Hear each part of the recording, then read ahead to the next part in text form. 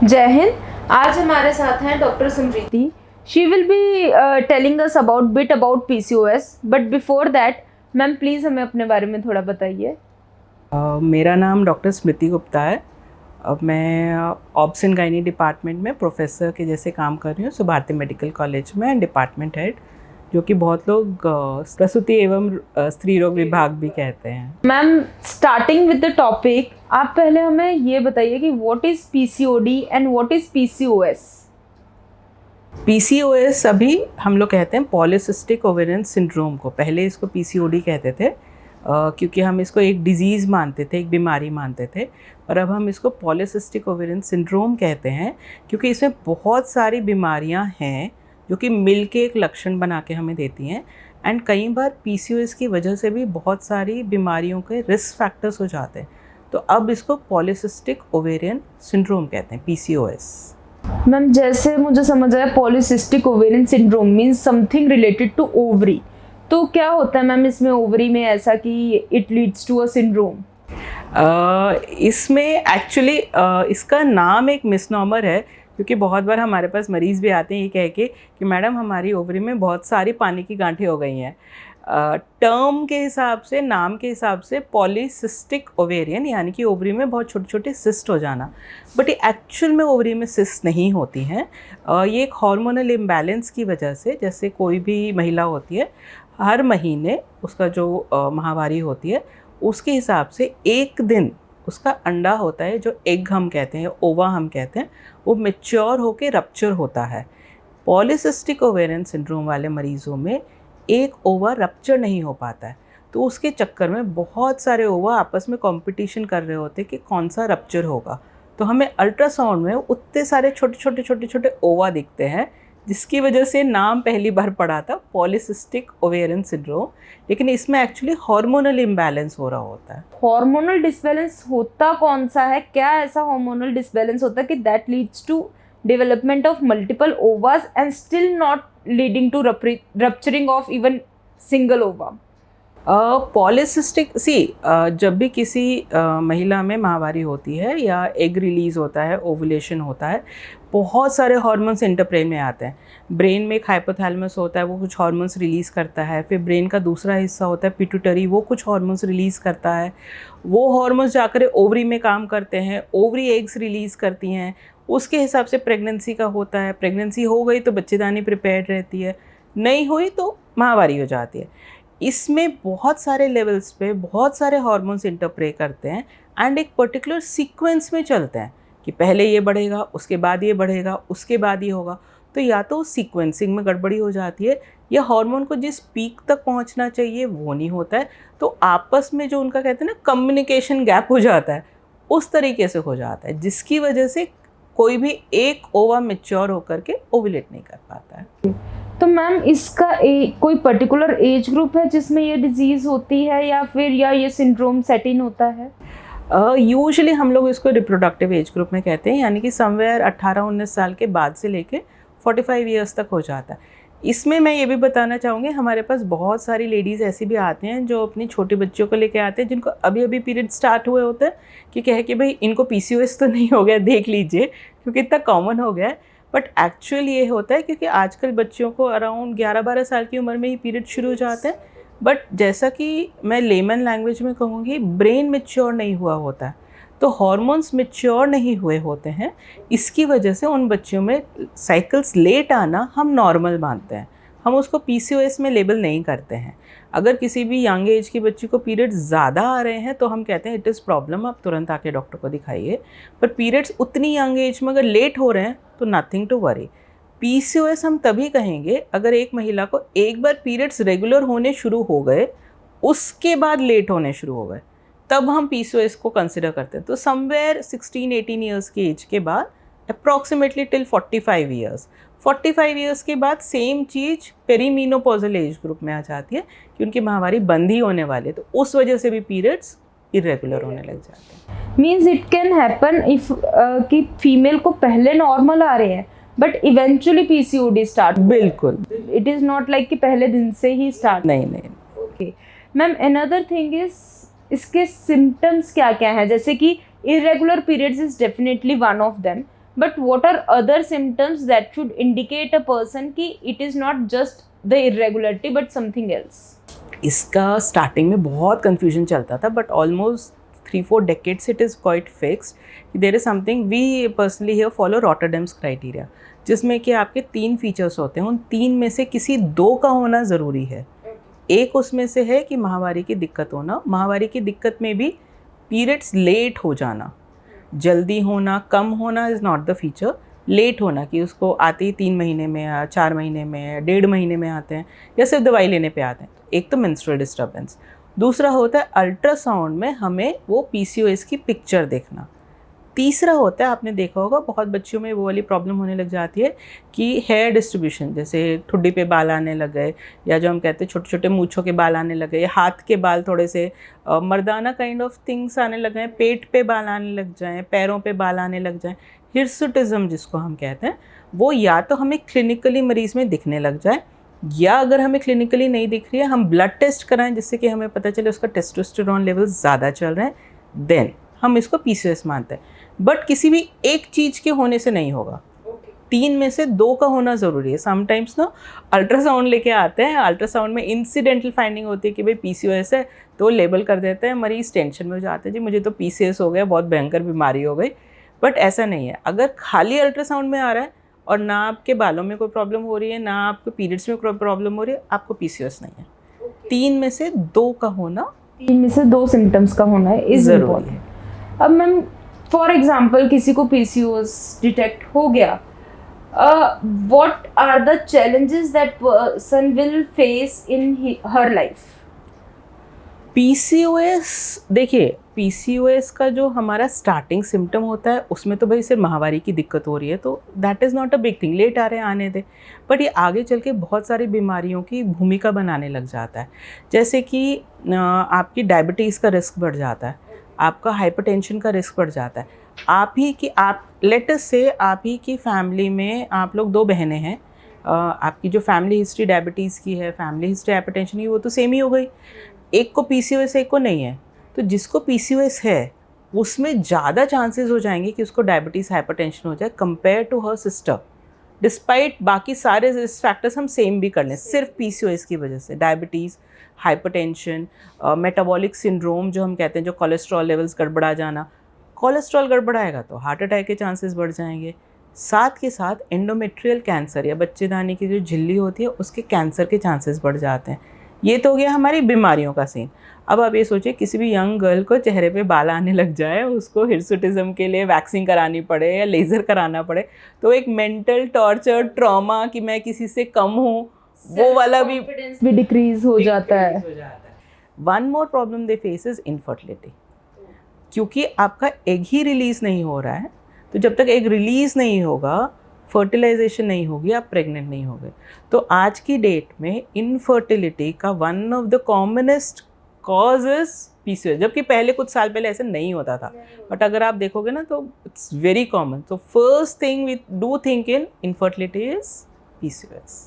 Ma'am PCOS का incidence इतना क्यों इंक्रीज हो रहा है? Means definitely we are coming across increased infertility and PCOS, these two things in females. Why the incidence has increased? दोनों epidemic बन गए हैं. Lot of things have changed. One of the major things that has changed is our lifestyle. हम लोगों का आप अगर देखोगे तो आपकी दादी नानियाँ बोलती होंगी ना, ये क्या बीमारी लेके बैठे हो, हमारे ज़माने में तो कुछ नहीं होता था. Exactly. खूब खाओ पियो, खूब काम करो. Even ma'am they don't understand कि ये कुछ है भी. वो कहते हैं तुम ऐसे ही बीमारी का नाम दे रहे हो, चलो हो जाएगा ठीक.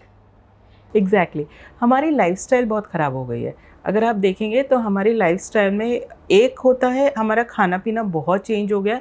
कंपेयर टू आवर पेरेंट्स भी हमारी लाइफस्टाइल बहुत गंदी हो चुकी है. हमारे पेरेंट्स फिर भी बाहर का खाना उतना नहीं खाते जितना हम लोग खाते हैं. और कुछ नहीं, पार्टीज़ में बर्गर पिज़्ज़ाज़ इतने कॉमन हो गए हैं. हमारा जितना भी एशियन पॉपुलेशन पर से डायबिटिक पॉपुलेशन होती है, यानी कि पूरे एशिया वाले जो हमारा पॉपुलेशन होता है उनमें हमारे जेनेटिक चेंजेस इस तरह से कि हमें एज सच ही डायबिटीज़ होने के चांसेस ज़्यादा हैं. हम लोग कार्बोहाइड्रेट मेटाबोलाइज करने में थोड़ी सी हमें प्रॉब्लमेटिक रहते हैं compare to the European population. उसमें आप सोचिए हमें पतली पतली रोटियां खाने की बजाय मोटे मोटे पिज़्ज़ाज़ खा रहे हैं मोटे मोटे बर्गर्स खा रहे हैं, हम बहुत कार्बोहाइड्रेट ओवरलोड कर रहे हैं। हमारे खाने में चीज़ आ गया है पनीर की बजाय, हमारे खाने में कोल्ड ड्रिंक्स आ गई हैं नींबू पानी की बजाय। हम लोग नींबू पानी भी सोडे में डाल के बना रहे हैं। कोल्ड ड्रिंक्स बहुत रैम्पट हो गए हैं। चलते चलते बोर हो रहे हैं, चिप्स खा लो, कहीं पे भी मिल जाएगा 5 रुपए का चिप। दुनिया में कुछ नहीं मिल रहा होगा तो चिप्स और पेप्सी मिल जाएंगी। और पुराने टाइम में ये होता था कि घर से खाना बांध के लेके जाओ, बाहर का खाना नहीं खाते थे। आज की डेट में कोई बांध के नहीं ले जाता, हर जगह को मिल जाएगा ना। तो एक तो खाने का चेंज हो गया, दूसरा हमारा लाइफस्टाइल। हम वी डोंट, आपको शायद आपको भी याद होगा बचपन में खाने के बाद पोस्ट डिनर वॉक्स के लिए जाते थे, या फिर बैडमिंटन खेल लो। आज के बच्चे नहीं खेल रहे हैं, सारा ऑनलाइन। की बैडमिंटन भी खेलना है तो वो क्या पॉड का वो है 3D वीडियो गेम्स के ज़रिए खेलते हैं, फिजिकली बाहर जाके नहीं खेल रहे हैं। तो आपकी जो मसल्स का कार्बोहाइड्रेट है पहले तो आप मेटाबोलाइज नहीं कर रहे, और जो कर भी रहे हो वो आप यूज़ नहीं कर रहे हो किसी चीज़ में। तो ओबेसिटी बहुत बढ़ गई है। PCOS की सारी हार्मोनल प्रॉब्लम्स इस वजह से बढ़ गई हैं। आप चलना फिरना नहीं चाहते, गाड़ी एकदम आपकी बिल्डिंग की जड़ में पार्क होनी चाहिए। आप लिफ्ट से ही जाओगे, सीढ़ी से बिल्कुल नहीं जाओगे। मार्केट भी जाना है दूध लेने के लिए, पैदल साइकिल से नहीं जाओगे, अपनी कार उठा के लेके। गर्मी बहुत है इसलिए मैं तो AC की गाड़ी में जाएं। वो वाला जो लाइफस्टाइल चेंजेस हो गया है उसकी वजह से भी हमारा इंसिडेंस ये ख़राब हो गया। इनफैक्ट अगर आपको PCOS का ट्रीटमेंट करना है, लाइफस्टाइल चेंज कर दो, आपका PCOS ठीक हो जाएगा। Another thing मैम जो है कि I have seen personal observation है being a pathologist, I don't know whether it is true or not, कि हाइपोथायराइडिज्म एंड PCOS ये भी बहुत कोएग्जिस्ट कर रहे हैं। बहुत कोएग्जिस्ट कर रहा है, क्योंकि जैसा कि मैंने आपको बताया कि ब्रेन से हार्मोन्स निकलते हैं, hypothalamus, pituitary, ovary and uterus. बहुत सारे हार्मोन्स बॉडी के हैं which interplay in this HPO axis है, जो हाइपोथैलेमो पिट्यूटरी ओवेरियन एक्सिस हम कहते हैं। इसमें आपका थायराइड हार्मोन भी आता है, इसमें आपका प्रोलैक्टिन हार्मोन भी आता है। तो आप देखेंगे हाइपोथायराइडिज्म आजकल लिटरली हर कोई थायराइड की गोली खा रहा है, 12.5 खाए, 25 खाए, स्पेशली फीमेल्स। तो लाइफस्टाइल की वजह से, and you can come out of all this अगर आप अपना लाइफस्टाइल चेंज कर देते हो। एंड उनकी वजह से भी PCOS के फीचर्स आते हैं।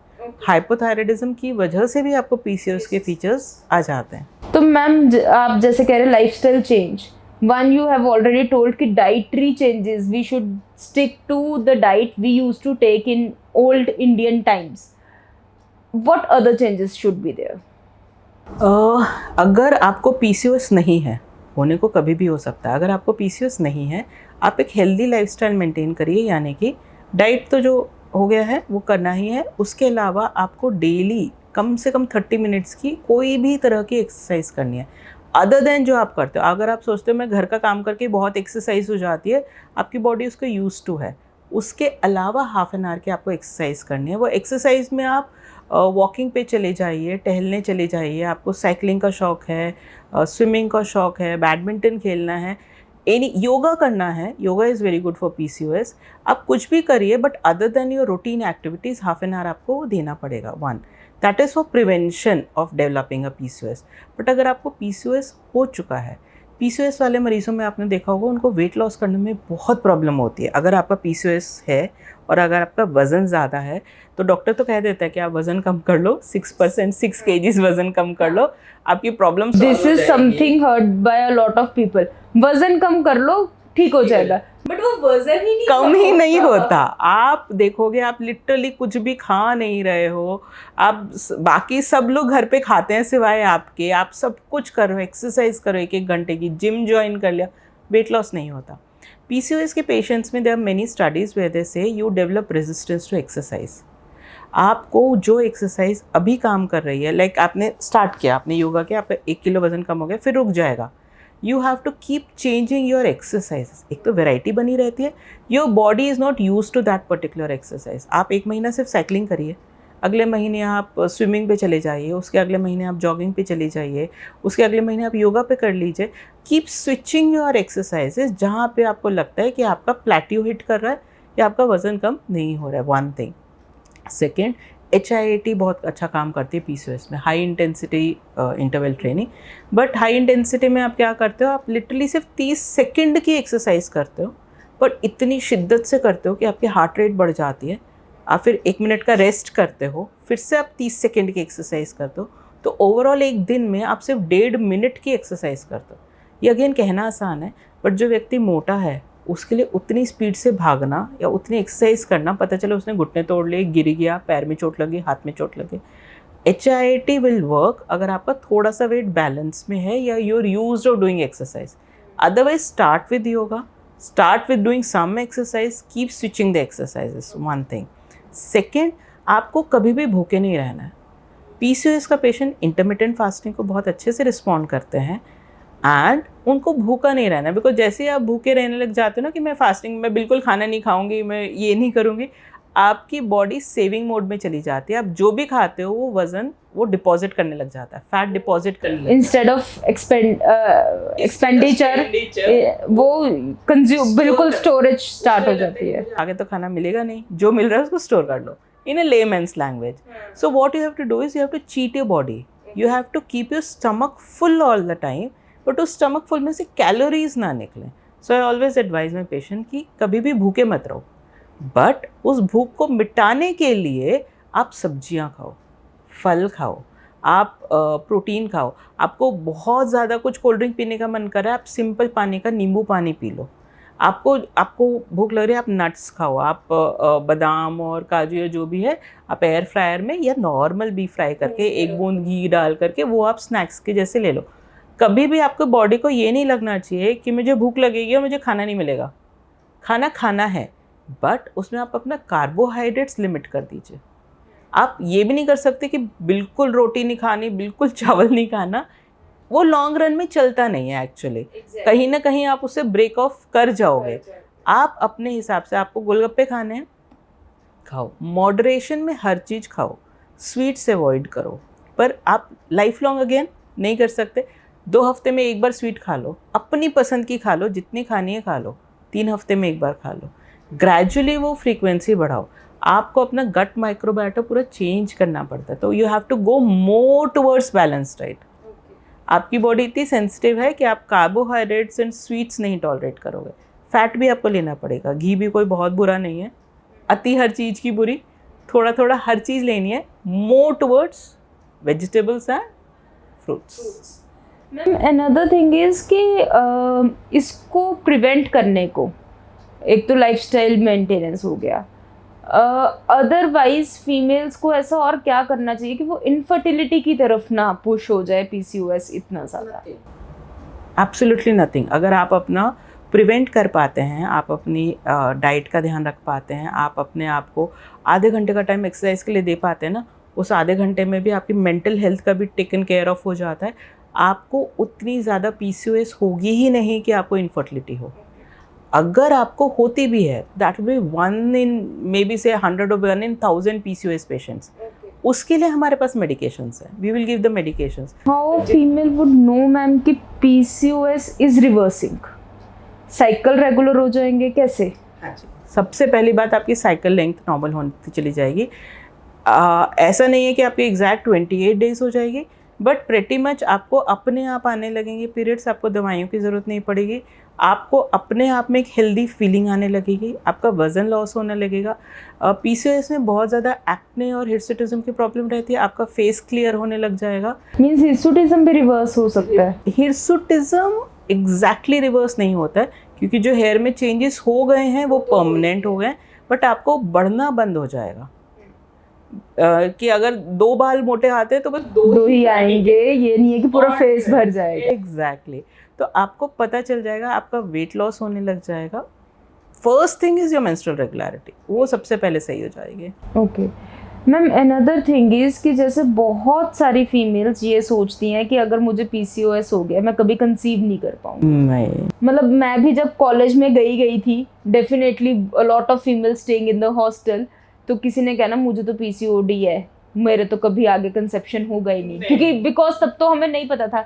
बट सेम धारणा अभी भी जो डॉक्टर नहीं है उनकी है कि अगर मुझे PCOS हो गया मेरे बच्चा नहीं हो पाएगा। तो इस चीज़ पे थोड़ा सा आप please. Yesterday itself in OPD I had a small girl who was crying away कि PCOS हो गया, मैं प्रेग्नेंट नहीं होंगी। नहीं, ऐसा नहीं है। पीसीओएस में आपके स्पॉन्टेनियस अपने आप से भी कंसेप्शन हो सकता है, ऐसा नहीं है कि उसकी ओवरी ने एकदम ही काम करना बंद कर दिया है, बट प्लान्ड तरीके से वो काम नहीं कर पा रही होती है, दैट इज़ देयर। तो वो नहीं होता है, उसके बावजूद स्पॉन्टेनियस कंसेप्शन हो सकता है। नहीं भी होगा तो इतनी सारी मेडिकेशंस आ चुकी हैं पीसीओएस की, oral tablets and injections and everything, जिसकी वजह से वो कंसीव कर सकते हैं। It is one of the easy things. अगर हम प्रेगनेंसी पॉइंट ऑफ व्यू से देखें, प्रेग्नेंट करने में हमें उतनी ज़्यादा वैसे वो नहीं है। प्रॉब्लम होती है कि पीसीओएस का सिर्फ प्रेगनेंसी से लेना देना नहीं है, उसका इतनी सारी बीमारियों से लेना देना है कि अगर हमने पीसीओएस नहीं ठीक किया, वो प्रेग्नेंट हो भी गई, पता चला 5 साल 10 साल के बाद हार्ट अटैक से मर रही है। एक यंग लड़की हार्ट अटैक से हो रहा है, उसको डायबिटीज़ हो रहा है, वो भी बहुत गड़बड़ हो जाता है। मैम सपोज किसी को पीसीओएस है, जैसे आपने कहा रिप्रोडक्टिव एज में रहता है, आफ्टर 45 भी क्या उस फीमेल्स को उसकी रिप्रिकॉशंस रहती हैं जब उसको पोस्ट मेनोपॉजल फेज में चलेगी वो, या किसी महिला को लेट अस से इन द यंग एज 20-25 की एज में पीसीओएस रहा है, उसकी वजह से उसको मोटापा आ गया है, उसको डायबिटीज़ हो गई है, या उसको एंडोमेट्रियल हाइपरप्लेसिया हो गया, तो भी 50 प्लस में उसको एंडोमेट्रियल कैंसर होने के चांसेस है। तो पीसीओएस वाला व्यक्ति, अगर कभी भी आपको जीवन में पीसीओएस हुआ है, वो दोबारा हो सकता है, या उससे रिलेटेड बीमारियां दोबारा हो सकती हैं।